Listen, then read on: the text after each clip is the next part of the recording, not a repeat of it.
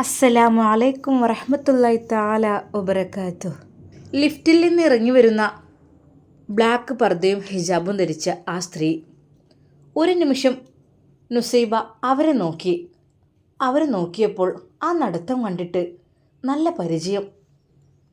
ഹിജാബ് ധരിച്ചത് കൊണ്ട് തന്നെ മുഖം വ്യക്തമല്ലല്ലോ, എങ്കിലും ആ നടത്തത്തിൻ്റെ ശൈലി നല്ല പരിചയമുള്ള പോലെ തന്നെയാണ് നുസൈബക്ക് തോന്നുന്നത്. അവൾ തൻ്റെ ഉമ്മയെ വിളിച്ചു. ഉമ്മ, അങ്ങോട്ട് നോക്കി. ആ, ആരാ മോളെ? ഉമ്മ, അത് അവരുടെ നടത്തം കണ്ടിട്ട് ഫൈസൽ ഖാൻ്റെ ഉമ്മാനെ പോലെയാണല്ലോ തോന്നുന്നത്. അവരെന്താ ഇവിടെ? ഉമ്മയും ഉപ്പയും നുസൈബയും എളാപ്പയും കൂടെ അതാ ആ സ്ത്രീ വരുന്ന ആ ഭാഗത്തേക്ക് തന്നെ നോക്കി നിൽക്കുന്നു. അതേടി, അത് ഫൈസലിൻ്റെ ഉമ്മ തന്നെയാണത്. എന്താണാവോ ഒറ്റക്കുള്ളൂ ഇവിടെ? നുസൈബ അതാ ഉമ്മയുടെ അടുത്തേക്ക് ഓടിച്ചെല്ലുന്നു. ഉമ്മ എന്ന് പറഞ്ഞ് നുസൈബയും ഹിജാബ് ധരിച്ചത് കൊണ്ട് തന്നെ ആ ഉമ്മാക്കും അവളെ വ്യക്തമായി മനസ്സിലായിരുന്നില്ല. ഉമ്മയുടെ മുമ്പിലെത്തി അവൾ ഹിജാബ് പൊക്കി. മോളെ, എൻ്റെ കുട്ടി എന്താ ഇവിടെ? ആ ഉമ്മ വളരെയധികം അത്ഭുതത്തോടെ ചോദിക്കുകയാണ്. ഉമ്മ, അസ്സലാമു അലൈക്കും. വലൈക്കും അസ്സലാം. നുസൈബയെ കണ്ടതും ആ ഉമ്മ അവളെ കൈ പിടിച്ചു, നെഞ്ചോട് ചേർത്തു. മോളെ, എൻ്റെ കുട്ടി എന്താ ഇവിടെ വന്നത്? ആരാ? ഇവിടെ ആരെങ്കിലും ഉണ്ടോ? അതോ? നുസൈബയ്ക്ക് എന്ത് പറയണം എന്നറിയാതെ ഒരു നിമിഷം അവൾ പകച്ചുപോയി. പടച്ച റബ്ബേ, ഞാൻ എന്ത് പറയും? എന്നെ എത്രയധികം സ്നേഹിക്കുന്ന എൻ്റെ ഈ ഉമ്മ, അതെ, ഈ ഉമ്മയുടെ വീട്ടിൽ നിന്നാണല്ലോ ഞാൻ പോകുന്നത്. ഇപ്പോൾ എന്താണ് ഞാൻ ഉത്തരം പറയുക? എനിക്കറിയുന്നില്ല. ഞാൻ എന്നെ കെട്ടാൻ പോകുന്ന ചെക്കനെ കാണാൻ വരുന്നതാണെന്ന് പറഞ്ഞാൽ ആ ഉമ്മ എന്ത് വിചാരിക്കും? ഉമ്മ, എന്താ മോളെ? മോള് പറയാം, ആരെയും കാണാൻ വന്നതാണോ? അതോ ഒന്നുമില്ലല്ലോ, കുഴപ്പമൊന്നുമില്ല എൻ്റെ കുട്ടിക്ക്? ഞാനിങ്ങനെ വരണം വിചാരിച്ച് നിൽക്കുകയായിരുന്നു. അതിൻ്റെ ഇടയിൽ മോളെ കുറച്ച് പ്രശ്നങ്ങളും എന്തൊക്കെ വന്നപ്പോഴേ ഇടങ്ങാറായിപ്പോയി. പിന്നെ എൻ്റെ കുട്ടീനെ ഞാൻ ഒന്നും അറിയിച്ചിട്ടൊന്നുമില്ല. ഉമ്മ, എന്തായിരുന്നത്? ഒന്നും മോളെ പറയണ്ട, സാരല്ല. എന്തപ്പോൾ പഠിച്ചവൻ്റെ ഒരു വിധി. പിന്നെ എൻ്റെ കുട്ടി എന്താ ഇങ്ങോട്ട് വന്നത്? അല്ല, എന്താ ഈ എക്സാമിൻ്റെ കാര്യം? എനിക്ക് വിളിക്കായിട്ടും വരായിട്ടൊക്കെ ആകെ ടെൻഷനാണ്, എല്ലാം കൂടി ഇത് തലയിലാണ്. അപ്പോൾ മോളെ, എന്നാ പരീക്ഷ? ഉമ്മ, അടുത്ത ആഴ്ചയാണ് പരീക്ഷ. പഠിച്ച റബ്ബേ, എൻ്റെ കുട്ടിക്ക് ഉന്നത വിജയം നൽകി റഹ്മാനെ. ആ ഉമ്മ ആ സ്പോട്ടിൽ തന്നെ ദുആ ചെയ്തു. നല്ലോ എൻ്റെ കുട്ടി പഠിക്കാൻ കേട്ടോ, പഠിച്ചിട്ട് എഴുതാൻ കേട്ടോ. ഉമ്മാൻ്റെ ഒരു സ്വപ്നമാണ് എൻ്റെ മോള് ഡോക്ടറായി ഇറങ്ങുക എന്നുള്ളത്.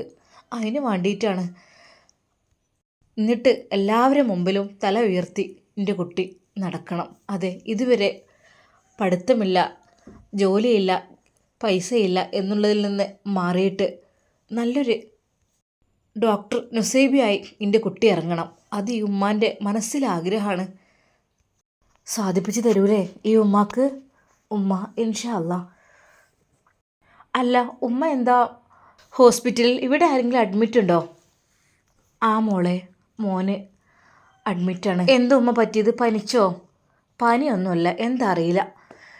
എൻ്റെ കുട്ടിക്ക് ചെറിയ രീതിയിലൊരു ആക്സിഡൻ്റൊക്കെ പറ്റിയിരിക്കണ്. അള്ളാഹു ഷിഫിയാക്കി തൽക്ക്. എന്നാലും കുറേയൊക്കെ സുഖമുണ്ട്. മോളെ നീ അറിയിച്ചിട്ടില്ല. ഇനിയിപ്പോൾ അറിയിച്ചു കഴിഞ്ഞാൽ അതിനും ഈ ടെൻഷനാവുമെന്ന് വിചാരിച്ച് കണ്ട്. എൻ്റെ മോൻ ഫൈസലിനെ തന്നെ നീ കുറേ നോക്കിയതല്ലേ, കുറേ നോക്കി നല്ല രീതിയിൽ ഓനെ നോക്കി വളർത്തി ഉണ്ടാക്കി എല്ലാം റെഡിയായി ഒക്കെ ആയപ്പോൾ എന്നെ വീണ്ടും കിടപ്പം കാട്ടാൻ തുടങ്ങി. ഇനിയും ഇതും കൂടി എന്നോട് പറഞ്ഞിട്ടുണ്ടെങ്കിൽ ഈ വിഷമിക്കുമെന്ന് വിചാരിച്ചിട്ട് ഞാൻ മിണ്ടാകുന്നതാണ്. എന്നാലും പഠിച്ചവൻ്റെ കാരുണ്യം കൊണ്ട് ഒക്കെ ശരിയായി തുടങ്ങിയിരിക്കണം കേട്ടോ. ഇതിലേറെ ബുദ്ധിമുട്ടില്ലായിരുന്നു മോളെ. ഇങ്ങോട്ട് പോര് റൂമിലേക്ക്. അപ്പോഴേക്കും ഉമ്മയും ഉപ്പയും എല്ലാം അടുത്തേക്ക് വന്നിരുന്നു. ആരാ അവിടെ? എന്താ? അതെ, ഉമ്മാൻ്റെ ചെറിയ മോന് സുഖമില്ലല്ലോ, എന്നിട്ട് ഇവിടെ ഹോസ്പിറ്റലിൽ അഡ്മിറ്റാണെന്ന് പറഞ്ഞത്. ആണോ? ഞങ്ങളൊന്നും അറിഞ്ഞില്ല കേട്ടോ. അതിപ്പോൾ എന്താ, നമ്മൾ ഈ വിഷമമുള്ള കാര്യങ്ങളൊക്കെ ഓരോരുത്തരും വിളിച്ച് പറഞ്ഞിട്ട് എന്തിനാ അവരും കൂടി വിഷമിപ്പിക്കണം? നമുക്ക് ഏതായാലും വിഷമം, പ്രയാസം, ബുദ്ധിമുട്ടുള്ള സമയമാണ്. എല്ലാവരും കൂടി വേദനിപ്പിക്കണ്ടല്ലോ, അതുകൊണ്ട് ഞാൻ പറഞ്ഞിട്ടില്ല. നുസൈബ മോളെ ഞാൻ കരുതി കൂട്ടി അറിയിക്കാമെന്നാണ്. അഥവാ അറിയിച്ചു കഴിഞ്ഞാൽ അല്ലെങ്കിൽ എക്സാമിൻ്റെ സമയം ഇതൊക്കെ ഉള്ളതല്ലേ, അപ്പോൾ ഓളെ ശ്രദ്ധയൊക്കെ മാറി. അല്ലെങ്കിൽ ഓൾക്ക് ഒരാളെ പറ്റി വലിയ വേദനയാണ്. അന്ന് ഞാൻ സുഖമില്ലാതെ കിടക്കുന്ന ആ ഒരു സമയത്ത് പോലും അവൾ എൻ്റെ അടുത്തേക്ക് ഓടി വന്ന കുട്ടിയല്ലേ. നിങ്ങൾക്ക് അറിയില്ലത്, നിങ്ങൾ കാണാൻ അതേപോലെ വന്നതാണ്. പിന്നെ അവൾ പോയില്ലല്ലോ. പിന്നെ എൻ്റെ അടുത്ത് അവിടെ നിന്നു. എൻ്റെ പറയുമ്പോൾ എൻ്റെ മോളുണ്ട്, മോള് പോലും എന്നെ അത്ര നോക്കിയിട്ടില്ല. എൻ്റെ ഈ പെണ്ണല്ലേ എന്നെ നല്ല രീതിയിൽ എനിക്ക് മരുന്നെടുത്ത് തന്നിട്ടും ഭക്ഷണം തന്നിട്ടും എന്നെ നോക്കിയതൊക്കെ ഇവളെന്നല്ലേ, മറക്കാൻ പറ്റൂലല്ലോ. എന്തൊക്കെ തന്നെയാലും ഞാൻ കുടുങ്ങണ നേരത്ത് എൻ്റെ കുട്ടി എന്നെ കിട്ടും എനിക്ക്. അങ്ങനെയാണ്. എൻ്റെ ഫൈസൻ്റെ ആക്സിഡൻറ്റിന് അന്ന് ഏതായാലും ഇവളുണ്ട്. പിന്നെ എനിക്കന്ന് സുഖമില്ലാത്ത സമയത്ത് ഓൾ ഓടി വന്നു, പാവൻ്റെ കുട്ടി. പിന്നെ അവൾ പോയില്ല. അതൊക്കെ ഇപ്പോൾ ആരെങ്കിലും നിൽക്കുമോ? എൻ്റെ മോനെ ഓളന്ന് കണ്ടുകൂടാത്തൊരു സമയം, ആ ഒരു സമയത്താണ് ഞാൻ എന്നിട്ട് വേദന കൊണ്ട് അവളെ വീട്ടിൽ പറഞ്ഞയച്ചൊക്കെ ചെയ്തു. പക്ഷേ എന്നാലും ആരെങ്കിലും പെൺകുട്ടികൾ വരുമോ അങ്ങനെ ഒഴിവാക്കിയ വീട്ടിൽത്തോലെ നോക്കാൻ വേണ്ടിയിട്ട്? എന്നാലും എൻ്റെ കുട്ടി വന്നു. അതിനുള്ളടി പഠിച്ചോ എനിക്ക് തരും. പഠിച്ച റബ്ബ് ദുനിയാവ് നിന്ന് അല്ലെങ്കിൽ ആഖിറത്ത് നിന്നെങ്കിലും അതിൻ്റെ പ്രതിഫലം എൻ്റെ കുട്ടിക്ക് തരും. ഒട്ടും വിഷമിക്കണ്ട. നല്ല ഹയറായ ജീവിതം എൻ്റെ കുട്ടിക്ക് ദുനിയാവിലുണ്ടാവും ചെയ്യും. ഈ നോക്കിക്കോ. വരി, നമുക്ക് അകത്തേക്ക് കയറാം. അതേ, എന്താണുമ്മ മോനക്ക് എന്താ പറ്റിയിരിക്കണത്? മോളെ ഒന്നും പറയണ്ട, ഞാൻ പിന്നെ പറയണ്ട. പോരി, കയറിക്കോളെ. ഉമ്മ നേരെ പോകുന്നത് റൂം നമ്പർ 302 ഒരു നിമിഷം നുസൈബ പറഞ്ഞു. ഉമ്മ, നിങ്ങൾക്ക് പിഴച്ചോ? ഇതാണ് റൂം. ആ റൂമിലാണ് ഷമ്മാസ് കിടക്കുന്നത്. ആ ഷമ്മാസിൻ്റെ അടുത്ത് ഷിഫയും ഉമ്മയും ഉപ്പയും ഒക്കെയുണ്ട്. ഉമ്മ റൂം പിഴച്ച് പോവുകയാണെന്ന് തന്നെ നുസൈബാക്ക് തോന്നി. അവൾ ഉമ്മയുടെ കൈ പിടിച്ചു. ഉമ്മ, അതല്ല, ആ റൂം മറ്റാരും കിടക്കുന്നതാണ്. ഉമ്മയുടെ റൂം നമ്പർ എത്രയാണ്? നമ്മളുടെ റൂം നമ്പർ 302. ഇത് തന്നെയാണ്. ഒരു നിമിഷം നുസൈബ ഞെട്ടിപ്പോയി. അവളുടെ കൈകാലുകൾ ആകെ തളരുന്നു. അവളുടെ വായിൽ വെള്ളം വറ്റുന്നു. അവളുടെ കണ്ണിൽ ഇരുട്ടടക്കുന്നു. ഉമ്മ. ഒരു നിമിഷം അവൾ ഉമ്മയെ വിളിച്ചു. എന്താ മോളെ, പോര്, എന്താ ഇവിടെ മടിച്ചു നിൽക്കുന്നത്? ഉമ്മയും ഉപ്പയും നുസൈബയുടെ പിന്നാലെ. അവൾ തിരിഞ്ഞ് അവളുടെ സ്വന്തം ഉമ്മയുടെയോ ഉപ്പയുടെയോ മുഖത്തേക്ക് നോക്കി. ഉമ്മ, റൂം നമ്പർ 302 അത് അവരുടെ റൂമാണത്രേ. പഠിച്ച റബ്ബേ. ഒരു നിമിഷം ഉമ്മക്കും എന്ത് ചെയ്യണം എന്ത് പറയണം എന്നറിയാതെ ഞെട്ടിത്തെരിച്ചു പോയി ഉമ്മയും ഉപ്പയും. അവർ അവിടെ തന്നെ നിൽക്കുന്നത് കണ്ട് അതാ ഷമ്മാസിൻ്റെ ഉമ്മ അവരെ വിളിക്കുന്നു. എന്താ അവിടെ തന്നെ നിന്നത്? കയറി വരുമോ? മടിക്കണ്ട, പോന്നോളൂ. എല്ലാവരും കൂടി പോരുന്നത് ബുദ്ധിമുട്ടായതുകൊണ്ടായിരിക്കില്ലേ നിങ്ങൾ വരാത്തത്? കയറിപ്പോരൂ, അതിനെന്താ? അപ്പോഴതാ ഷിഫയും അവളുടെ ഉമ്മയും ഉപ്പയും അതിനുള്ളിലുണ്ട്. ഒരു നിമിഷം ആ ഉമ്മ അവരെ കണ്ടു. നിങ്ങൾ?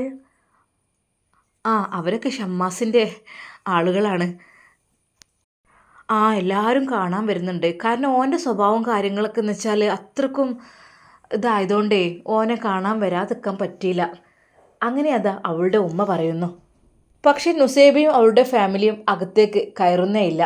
വീണ്ടും ഉമ്മ വിളിക്കുവാൻ വേണ്ടി പോകുന്നു. അവർ പൊയ്ക്കോളും, മടിയൊന്നും കാണിക്കണ്ട, അതിനിപ്പോൾ എന്താ. അവർ ഒരുമിച്ച് വന്നതാണെന്ന് പോലും അവർ അറിഞ്ഞിട്ടില്ല.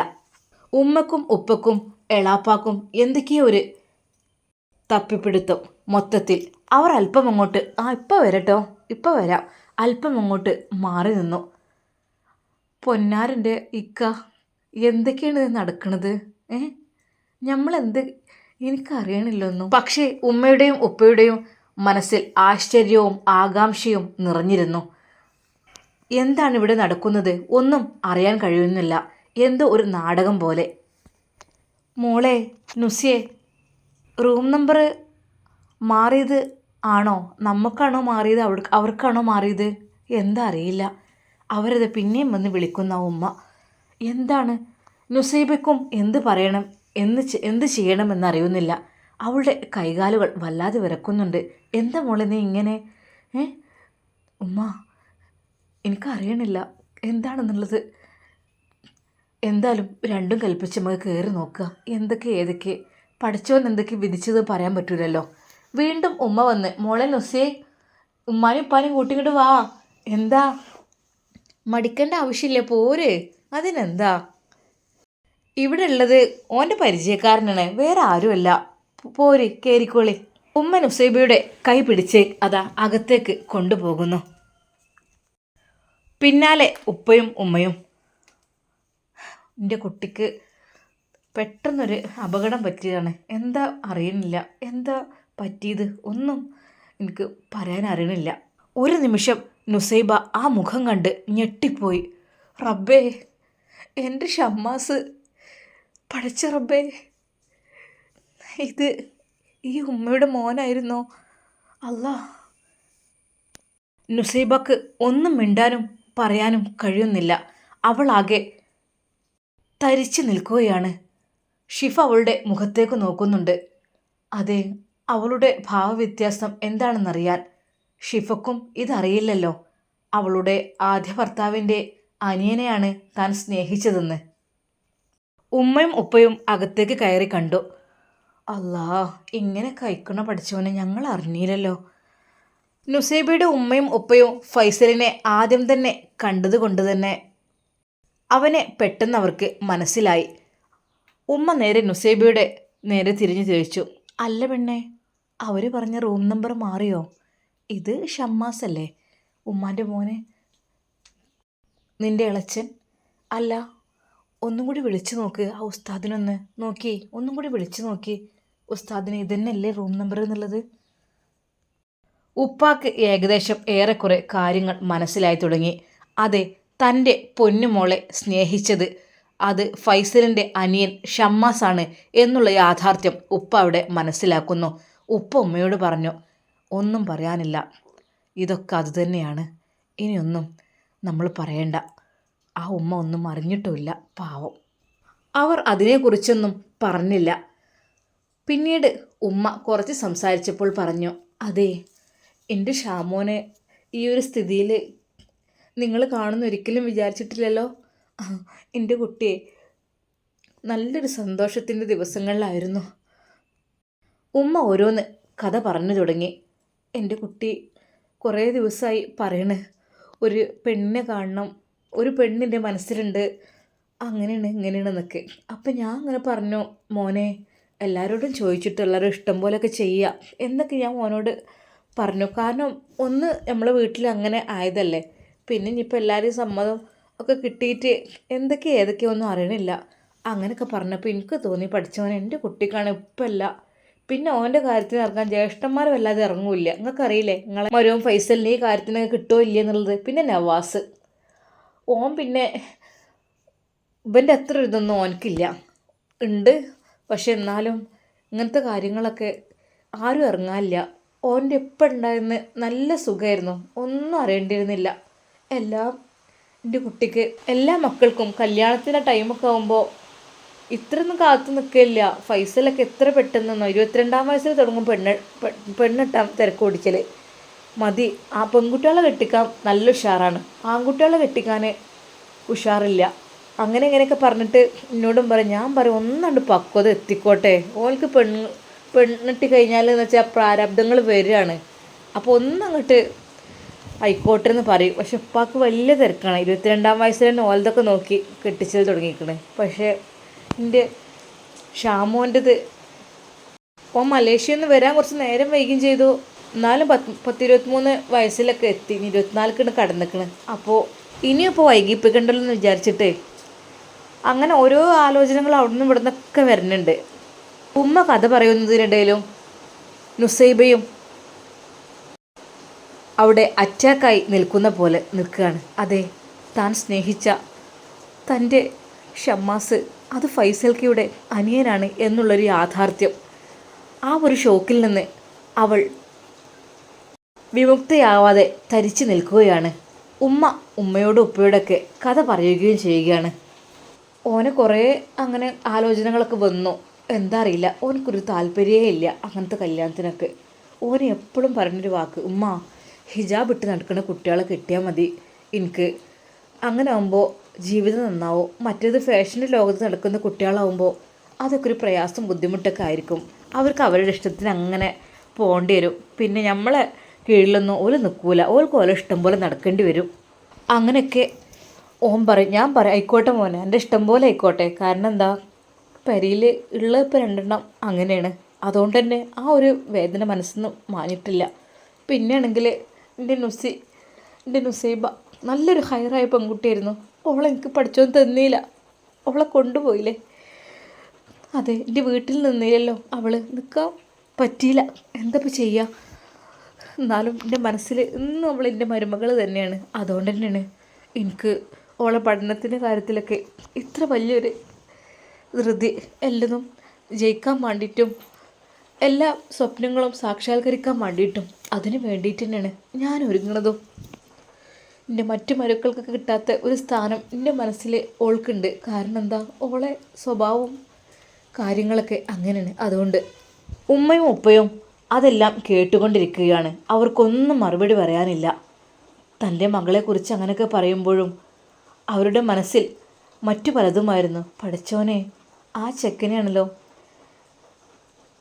ഞങ്ങളെ കുട്ടീൻ്റെ മനസ്സിലുള്ളത്. അവനെ കണ്ടിട്ടില്ല, അതുകൊണ്ടായിരിക്കും അങ്ങനെയൊക്കെ സംഭവിച്ചത്.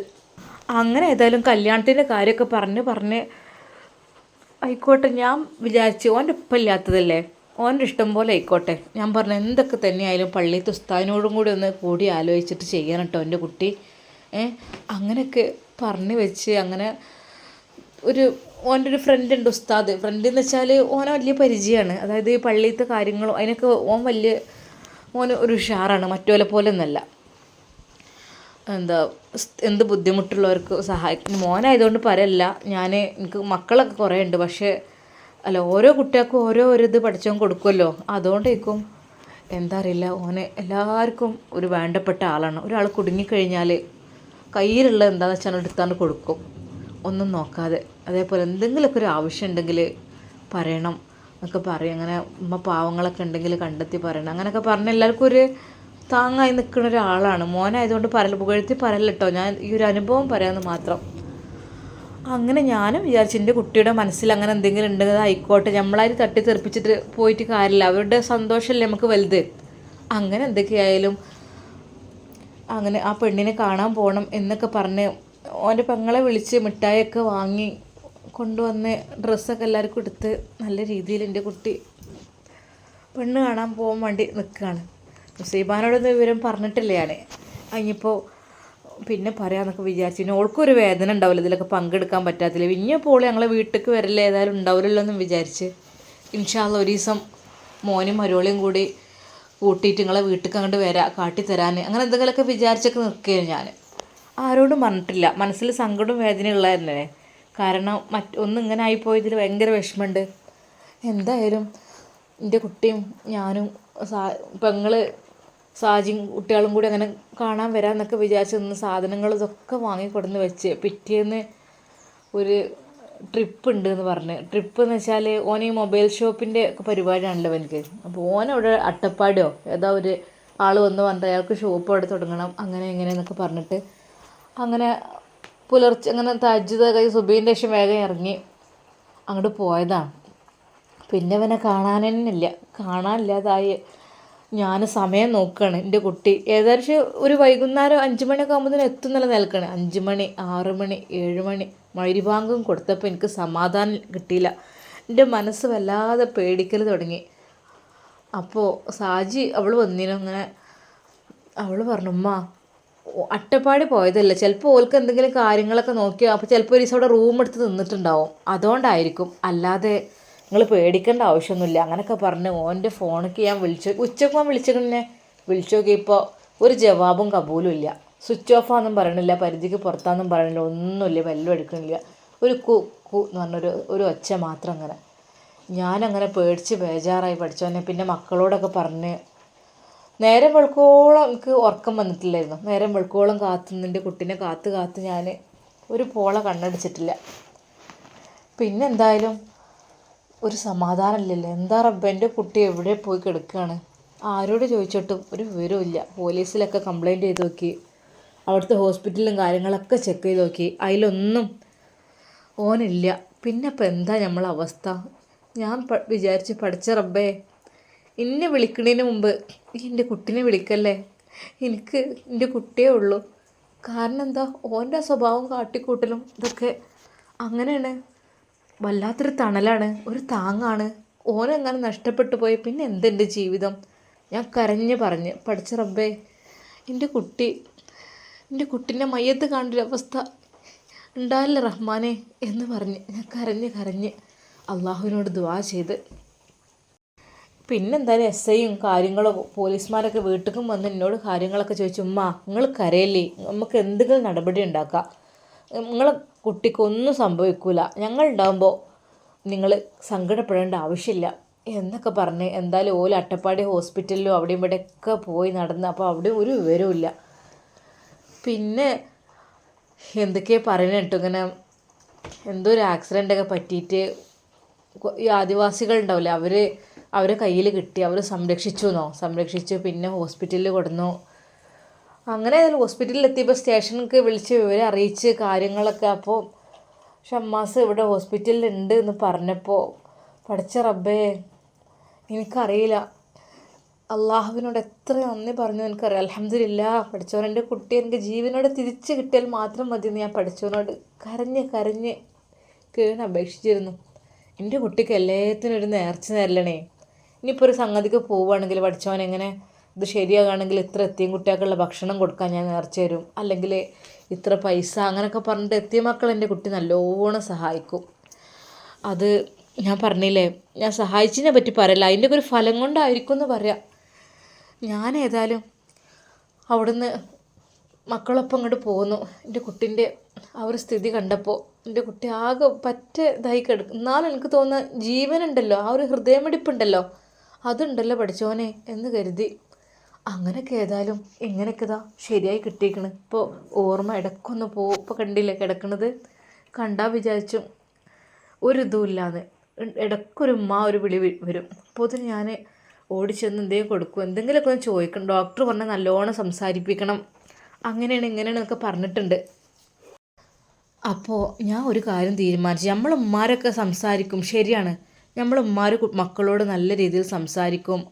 പ്രത്യേകിച്ച് ഞാനും ഓനും തന്നെ കുറച്ച് സംസാരം കൂടുതലാണ്. എന്നാലും ഉമ്മാരോട് പറയാത്ത കാര്യങ്ങൾ പറയാൻ, ഉമ്മാരോട് എല്ലാ മക്കൾ പറയും. ഉമ്മാരോട് പറയാൻ പറ്റാത്ത ഓരോ മനസ്സിനുള്ളിലത്തെ ഓരോ കാര്യങ്ങൾ പറയാൻ അത് ചിലപ്പം ഭാര്യമാരുണ്ടെങ്കിൽ അവരോടായിരിക്കും. ഇനിയിപ്പോൾ അതല്ല, ഭാര്യമാരില്ലാത്തവരാണെങ്കിൽ ഏതെങ്കിലും സ്നേഹിക്കുന്ന പെൺകുട്ടികളുണ്ടെങ്കിൽ അവരോട് പറയായിരിക്കും. മനസ്സിൻ്റെ ഉള്ളിൽ എന്തെങ്കിലുമൊക്കെ ഉണ്ടെങ്കിൽ ഉമ്മാരോട് പറയാൻ മടിയുള്ള കാര്യങ്ങൾ ഉണ്ടാവുമല്ലോ അത്. അപ്പോൾ പൊന്നാരെ, ഞങ്ങളോട് പറയുകയാണെങ്കിൽ ഞാൻ വിചാരിച്ചു എൻ്റെ കുട്ടി കാണാൻ പോകാൻ വിചാരിച്ച പെണ്ണുണ്ടല്ലോ, അവരോട് പിന്നെ കാര്യങ്ങളൊക്കെ ഇങ്ങനെ പറഞ്ഞ് അവർ ആദ്യം കുറച്ച് ഇതൊക്കെ ആയി എന്നൊക്കെ പറഞ്ഞു. കാരണം നമ്മൾ പറ്റിച്ചതാണെന്നോ മുങ്ങിയതാണോ അങ്ങനെയൊക്കെ അത് സ്വാഭാവികമായിട്ട് നമുക്കും തോന്നുമല്ലോ. കാരണം നമ്മളെ മോൾക്ക് വേണ്ടി മുട്ടായി എടുക്കലിന് എല്ലാവരോടും പറഞ്ഞ് നിന്ന് ആ ഒരു ദിവസം പെട്ടെന്ന് പോലെ വരുന്നില്ലായിരുന്നു നമുക്കൊരു സങ്കടം ഉണ്ടാവില്ലേ. ആ ഓരോ മാനസികാവസ്ഥ അങ്ങനെ ആയിരിക്കും, ഓലെ പറഞ്ഞിട്ട് കാര്യമില്ലല്ലോ, നമ്മളായാലും അങ്ങനെ തന്നെയാണ്. അങ്ങനെ ഏതായാലും ഞാൻ വിചാരിച്ചൊരു കാര്യമുണ്ട്. എൻ്റെ കുട്ടീൻ്റെ മനസ്സിനുള്ളിലൊരു പെണ്ണുണ്ടല്ലോ, ഒരു സ്നേഹിച്ച പെണ്ണ്, ആ പെണ്ണിനോടൊന്ന് ഇന്ന് വരാൻ പറയാം. പെണ്ണിന് പോലെ ഫാമിലിയും കുട്ടി വന്നോട്ടെ, ഹലാലൊന്നല്ല എന്നാലും നമുക്കിപ്പോൾ ഒരു ജീവൻ രക്ഷിക്കണ ഒരു ശരിയാണ് ഇതല്ലേ, അത് സാരല്ലേ. പഠിച്ചവന് കാരുണ്യവാനാണല്ലോ, പൊറുക്കലിനെ തേടിയാൽ നമുക്കെല്ലാം പുറത്തു തരുമല്ലോ പഠിച്ച റബ്ബ്. അപ്പോൾ ഇതൊന്നും ഒരിക്കലും പഠിച്ചവൻ ഒരു കുറ്റാക്കി കൂട്ടൂല. കാരണം ഒരാൾ രക്ഷപ്പെടുന്ന കേസല്ല. അപ്പോൾ എൻ്റെ കുട്ടീൻ്റെ ആ ഒരു പഴയ സംസാരം, പഴയ ഓർമ്മ തിരിച്ചു കിട്ടാൻ ആ ഒരു പെൺകുട്ടിനോട് ഒന്ന് വരാൻ പറഞ്ഞെങ്കിൽ, ആ കുട്ടീൻ്റെ മോനൊന്ന് അവൻ്റെ മുഖത്ത് നോക്കുന്ന വിളിച്ചിരുന്നെങ്കിൽ അവനക്ക് ആ ഒരു ഉണർച്ച ഉണ്ടായാലോ എന്നെൻ്റെ മനസ്സിൽ തോന്നി. ഞാൻ പള്ളിയിലത്തെ ഉസ്താദിനെ വിളിച്ച് കാര്യങ്ങളൊക്കെ പറഞ്ഞ്, അപ്പോൾ അവർ ഇന്ന് വരാമെന്ന് പറഞ്ഞിട്ടുണ്ട്. എത്തിയിട്ടില്ല, രാവിലെ പോന്നിക്കണമെന്ന് പറഞ്ഞിട്ടുണ്ടാവും. അല്ല, നിങ്ങളിപ്പോൾ എവിടേക്ക് ഈ ഹോസ്പിറ്റലിലേക്കായിട്ട് വന്നതാണോ, അതോ വേറെ ആരെയും കാണാൻ വന്നതാണോ, അതേ കാണിക്കാൻ വന്നതാണോ? ഉമ്മാക്കും ഉപ്പാക്കും ഒന്നും മറുപടി പറയാനുണ്ടായിരുന്നില്ല. എന്ത് പറയണം എന്നറിയുന്നില്ല. ഷിഫയും എല്ലാം കേട്ടുകൊണ്ടിരുന്നു. അവൾ നുസൈബയെ തോണ്ടിക്കൊണ്ട് പറഞ്ഞു, എന്തൊക്കെയാണ് സംഭവിച്ചത്? സത്യത്തിൽ ഷമ്മാസ് നിൻ്റെ ആരാണ്? എടി, എൻ്റെ ഭർത്താവിൻ്റെ അനിയൻ, എൻ്റെ ഇളച്ചനാണ് ഷമ്മാസ്. ഷിഫയും എന്ത് പറയണം എന്ത് ചെയ്യണമെന്നറിയാതെ ഒരു നിമിഷം ഞെട്ടിപ്പോയി. എങ്കിലും ഷിഫ ആത്മധൈര്യം വീണ്ടെടുത്തു. തുറന്നു കിടക്കുന്ന ആ ഒരു ഷമ്മാസിൻ്റെ അടുത്തേക്ക് ഷിഫ പോയി.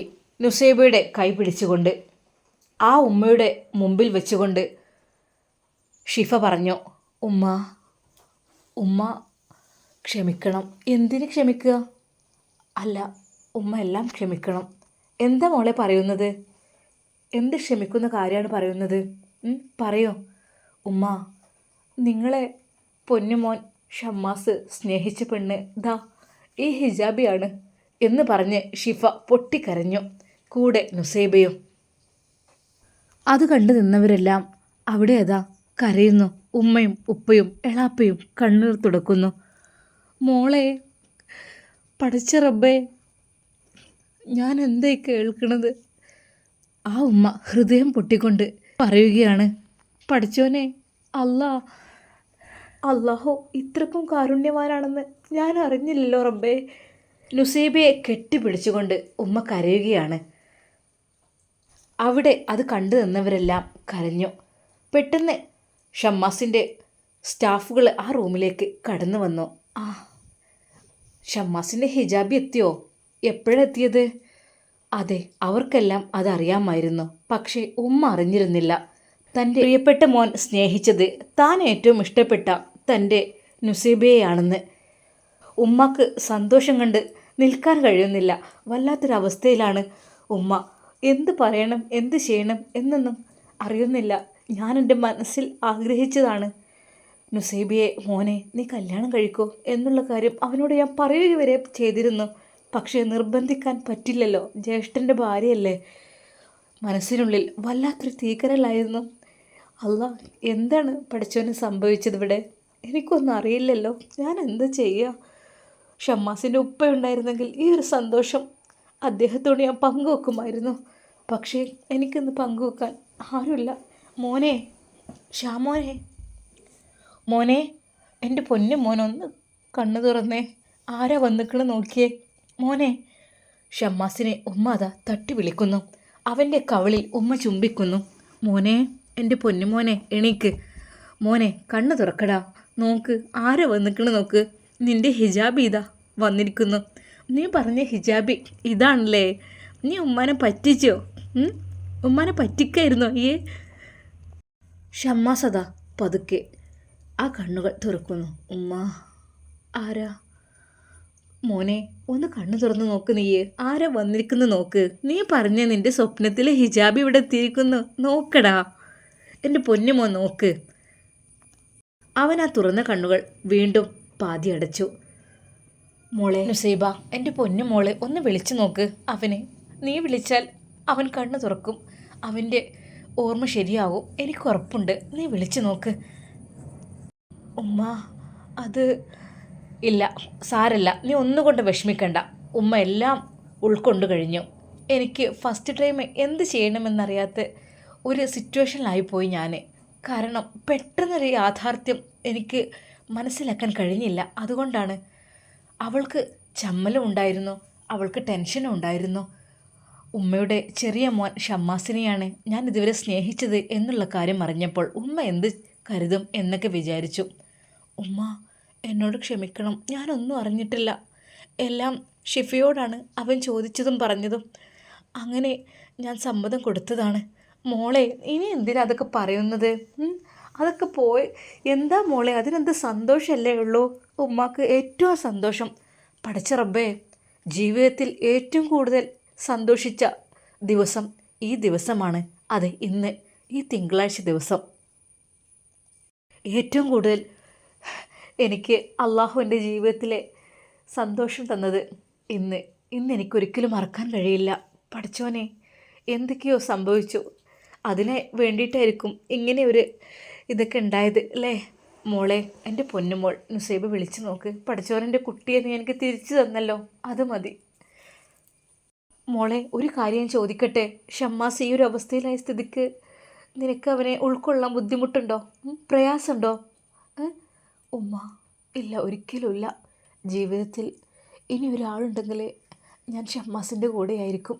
അല്ലാതെ എനിക്ക് വിവാഹമേ എനിക്ക് വേണ്ടെന്ന് ഞാൻ ഉറപ്പിച്ചതാണ്. മോളെ, എൻ്റെ പൊന്നുമോൾ, അള്ളാഹു നന്നാക്കും. വിളിച്ചു നോക്ക്. ഷമ്മാസിൻ്റെ അടുത്തേക്ക് അതാ ഉമ്മ അവളെ കൊണ്ടുപോകുന്നു. വിളിച്ചു നോക്ക്. നുസൈബക്ക് വിളിക്കാനൊരു മടി. അവളുടെ ഉമ്മയും ഉപ്പയും എളാപ്പയും ഷിഫയും അവളുടെ ഉമ്മയും ഉപ്പയും എല്ലാം അത് പറയുന്നു. വിളിച്ചു നോക്ക് മോളെ. ഒരു പക്ഷേ അവൻ്റെ ഒരു നല്ല ജീവിതത്തിൻ്റെ തുടക്കമായിരിക്കും അത്. വിളിച്ചു നോക്ക്. ഷമ്മാസിൻ്റെ അടുത്തേക്കതാ ഹിജാബി നീങ്ങി നിൽക്കുന്നു. കുറച്ച് അവൻ്റെ മുഖത്തേക്ക് അവളുടെ മുഖം താഴ്ത്തിക്കൊണ്ട് അവൾ വിളിക്കുന്നു, ഷമ്മാസ്. അവളുടെ ആ ഒരു മനോഹരമായ ആ ഒരു ശബ്ദം എന്തെന്നറിയില്ല ഷമ്മാസിൻ്റെ ഹൃദയത്തിൽ തട്ടി. ഉമ്മ ഒന്നുകൂടി അവളോട് പറഞ്ഞു, മോളെ വിളിച്ചു നോക്ക്. ഷമ്മാസ്, ദാ ഹിജാബി വന്നിട്ടുണ്ട്. ഒരു നിമിഷം ഷമ്മാസിന് എന്തൊക്കെയോ ഒരു സിഗ്നൽ കിട്ടിയ പോലെ അവൻ ഒരു നിമിഷം കണ്ണുകൾ തുറന്നു. എൻ്റെ ഹിജാബി, നീ വന്നോ? നീ എന്നെ ഉപേക്ഷിച്ചില്ലേ? അപ്പോൾ പടച്ച റബ്ബേ, അൽഹംദുലില്ലാ. അവിടെ കൂടെ നിന്ന എല്ലാവരും അതാ അൽഹംദുലില്ലാ എന്ന് പറഞ്ഞ് അള്ളാഹുവിനെ സ്തുതിക്കുന്നു. വീണ്ടും ഉമ്മ നുസൈബയെ കെട്ടിപ്പിടിച്ച് ഒരുപാട് ചുംബിക്കുന്നു. പടച്ച റബ്ബേ, എൻ്റെ സ്വത്തിനെ നീ എനിക്ക് തിരിച്ചു തന്നു. ഞാൻ നിന്നോട് എങ്ങനെ നന്ദി പറയണം എന്നെനിക്കറിയുന്നില്ല. ആ ഉമ്മയുടെ കണ്ണുനീർ ഒഴുകുകയാണ്. ഹിജാബി അതാ ഷമ്മാസിൻ്റെ മുഖത്തേക്ക് തന്നെ നോക്കി നിൽക്കുന്നു. അവളുടെ അവൻ്റെ മുഖത്തേക്ക് ഉറ്റി വീണു. ആ ഒരു കണ്ണുനീർ തള്ളി തൻ്റെ കവിളിലേക്ക് ഉറ്റിയപ്പോൾ ഷമ്മാസിന് ഒരു ഉണർച്ച വന്നതുപോലെ. അവന് എന്തെന്നറിയില്ല, ഏതോ ഒരു ലോകത്ത് നിന്ന് പുതിയ ജീവിതത്തിലേക്ക് തിരിച്ചു വരാൻ തയ്യാറെടുക്കുന്ന പോലെ. അവൻ വീണ്ടും വിളിക്കുന്നു, എൻ്റെ ഹിജാബി. അവൻ്റെ ആ സംസാരം കേട്ട് അവിടെ കൂടി നിന്നവരെല്ലാം ഒരുപാട് സന്തോഷിക്കുന്നു. ഉമ്മാക്ക് എന്ത് ചെയ്യണം എന്ത് പറയണം എന്നറിയുന്നില്ല. പടച്ച റബ്ബേ, എന്തൊക്കെയാണ് ഞാൻ മനസ്സിൽ കണ്ടതെല്ലാം നീ എനിക്കത് ശരിയാക്കി തന്നിരിക്കുന്നു. ഒരിക്കലും എൻ്റെ കുട്ടി സ്നേഹിക്കുന്നത് ഞാൻ ഏറ്റവും ഇഷ്ടപ്പെടുന്ന പെണ്ണിനെയാണെന്ന് ഞാൻ അറിഞ്ഞില്ല പഠിച്ചവനെ. അങ്ങനെയാണെങ്കിൽ ഒരിക്കലും അവനോട് ഞാൻ എതിര് പറയായിരുന്നില്ല. ആദ്യമൊക്കെ ഞാൻ പറഞ്ഞിരുന്നു, അത് വേണ്ട മോനെ വേണ്ട മോനെ. പക്ഷേ ഇവളാണെന്ന് ഞാൻ അറിഞ്ഞില്ല. അല്ലാ, നീ എത്ര കാരുണ്യവാനാണ്. ആ ഉമ്മ ഹൃദയം പൊട്ടി അള്ളാവിനോട് ദുആ ചെയ്തു. ഇൻഷാ അല്ലാ, നമുക്കിതിൻ്റെ ബാക്കി ഭാഗം നാളെ കാണാം. എല്ലാവർക്കും അസ്സലാമു അലൈക്കും വറഹ്മത്തുള്ളാഹി തആല വബറകാതുഹു. പിന്നെ പ്രത്യേകമായിട്ട് ഒരു കാര്യം നിങ്ങളോട് പറയാനുള്ളത്, ഒരുപാട് കമൻസുകൾ എല്ലാവരും വിടുന്നുണ്ട്. പലപ്പോഴും അതിനെനിക്ക് റീപ്ലൈ തരാൻ കഴിയണില്ല. ചിലപ്പോൾ എനിക്ക് നോക്കാൻ വരെ ചിലപ്പോൾ, കാരണം നമ്മളൊരു വീട്ടിലത്തെ കാര്യങ്ങളും ഒക്കെ ആകുമ്പോഴും ഇനി കുട്ടികളെ സ്കൂളിലേക്ക് പറഞ്ഞയക്കലും അങ്ങനത്തെ തിരക്കും കാര്യങ്ങളൊക്കെ ആയിട്ട് വീട്ടിലത്തെ പണിയൊക്കെ കഴിഞ്ഞ് വരുമ്പോഴൊക്കെ ചിലപ്പോൾ നമുക്ക് ഈ ഒരു വീഡിയോ എഡിറ്റ് ചെയ്യുമ്പോൾ തന്നെ ഒരുപാട് ടൈം 1-2 മണിക്കൂർ ഇതിമ നമുക്ക് എഡിറ്റിങ്ങിന് തന്നെ വരുന്നുണ്ട്. പിന്നെ അത് കൺവേർട്ട് ചെയ്ത് അപ്ലോഡൊക്കെ ആയി വരുമ്പോഴൊക്കെ ടൈം, പിന്നെ നമുക്ക് നിസ്കരിക്കാനുള്ള സമയം അതൊക്കെ ആയി വരുമ്പോൾ ഒക്കെ കഴിഞ്ഞ് പിന്നെ അപ്പോഴത്തേന് മക്കളെത്തും. പിന്നെ അടുത്തത് മഗ്‌രിബ് നിസ്കാരത്തൊക്കെ കഴിഞ്ഞതിന് ശേഷം നൂർ ഫാത്തിമ എഡിറ്റിങ്ങും കാര്യങ്ങളൊക്കെ ആകുമ്പോൾ സമയം 10 മണിക്കൊക്കെ ചിലപ്പോൾ തുടങ്ങൽ തന്നെ 12 മണി വരെ ആവും. അപ്പോൾ പഴയത് മെസ്സേജുകൾ, അത് നിങ്ങളെ കമൻറ്റുകൾ ഒക്കെ ചിലപ്പോൾ നോക്കാൻ എനിക്ക് കഴിയാറില്ല. അപ്പോൾ എല്ലാവരും ക്ഷമിക്കണം. എന്നാലും ടൈം കിട്ടുമ്പോൾ ഞാനൊന്ന് സ്ക്രോൾ ചെയ്ത് നോക്കും കേട്ടോ. അപ്പോൾ ആരൊക്കെ എന്തൊക്കെയോ പറയാറുണ്ട്. അപ്പോൾ എല്ലാവരോടും ഞാൻ ക്ഷമ ചോദിക്കുകയാണ്, ഇതുവരെ നിങ്ങളെ ബുദ്ധിമുട്ടിച്ചതിലും. അതുപോലെ തന്നെ നിങ്ങളുടെ കമൻറ്റ് എനിക്ക് വായിച്ച് റീപ്ലൈ തരാൻ പറ്റാത്ത, ചിലപ്പോൾ വായിച്ചു പോവും, റീപ്ലൈ തരാൻ പറ്റാത്തൊരു സിറ്റുവേഷനൊക്കെ ആകുമ്പോൾ ഒരുപാട് കമൻസൊക്കെ വരുമ്പോൾ അങ്ങനെ. എന്നാലും നിങ്ങൾ ഇഷ്ടപ്പെട്ട കമൻറ്റുകളൊക്കെ നിങ്ങൾക്ക് ഇട്ടോളൂ. ടൈം ഉണ്ടാകുമ്പോഴൊക്കെ ഞാനെടുത്തത് വായിക്കും ഇൻഷാ അല്ലാ. പറ്റുകയാണെങ്കിൽ റീപ്ലൈയും തരും. അപ്പോൾ നിങ്ങൾ നമ്മളെ മാണിക്യക്കല്ലുകളല്ലേ. അപ്പോൾ ഇൻഷാ അല്ലാ നമുക്ക് നമ്മളെ ഷമ്മാസിൻ്റെയും നുസൈബയുടെയും പുതിയ ജീവിത കഥയുമായി നമുക്ക് നാളത്തെ എപ്പിസോഡിൽ കാണാം. അപ്പോൾ എല്ലാവർക്കും അസ്സലാമു അലൈക്കും. പിന്നെ സബ്സ്ക്രൈബ് ചെയ്യാത്ത ആരെങ്കിലുമൊക്കെ ഉണ്ടെങ്കിൽ നിങ്ങൾ ചെയ്യാൻ കേട്ടോ. ഇൻഷാ അല്ലാ നമുക്ക് നല്ല പുതിയ കഥകളുമായി ഇനിയും വരണം ഇൻഷാ അല്ലാ. അപ്പോൾ ഇതിൻ്റെ ബാക്കി ഭാഗം നാളെ കാണാം കേട്ടോ. അപ്പോൾ ഓക്കെ, എല്ലാവർക്കും സുഖമല്ലേ? എനിക്കും കുടുംബത്തിനൊക്കെ റാഹത്താണ്, അൽഹംദുലില്ലാ. അപ്പോൾ ഒരിക്കൽ കൂടി എല്ലാവർക്കും അസ്സലാമു അലൈക്കും വറഹ്മത്തുള്ളാഹി തആല വബറകാതുഹു. കാണാക്കിനാവിൻ കണിയാകുമോ നീ, കാണും നിലാവിൽ മായാതെ മാഞ്ഞോ. മായാക്കിനാവിൻ മഴയാകുമോ നീ, മായാതെ മഴവില്ലിൻ കുടയായി മാറൂ. ആത്മാവിലെ ആനന്ദമേ ആരാരുമറിയാതെ കാക്കുന്നു ഞാൻ, ആളുന്നൊരേ തീനാളമായി അലയുന്നൊരവിവേനൽ പ്രണയാർദ്രമേ നീ എൻ നെഞ്ചിൻ പൊൻവാതിൽ മിന്നുന്നൊരഴകാർന്നു നലിവിൻ്റെ ഉയിരാകും.